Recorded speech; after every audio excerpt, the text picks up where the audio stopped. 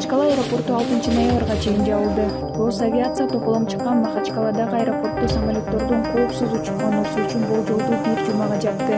29 октябрдын кечинде Тель-Авивден Дагестандын Махачкала аэропортуна учак келерде аэропортко 1000ге жакын адам чогулуп, имаратка басып кирип тополоң кылышкан. Алар Израилден келген жүргүнчүлөрдү издеп аэродромго да чуркап чыгып, шаарга киргизбөөнү талап кылышкан. Жериндеги полиция абалды көзөмөлдөй албай калган. Бир канча убакыттан кийин бийлик кырда ал көзөмөлдө экенин жарыялап, массалык башаламандык боюнча кылмыш иши козголду.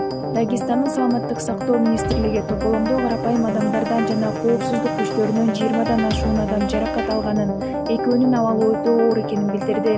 Республиканын башчысы Сергей Меликов дагестандыктар палестиналыктардын азап тозогуна тилектеш экенин, бирок аэропортто болгон окуя мыйзамды одоно бузуу экенин айтты. Аль-Жазиранын маалыматына караганда 7 октябрдан бери Израилдин аба соккуларынан Газада кеминде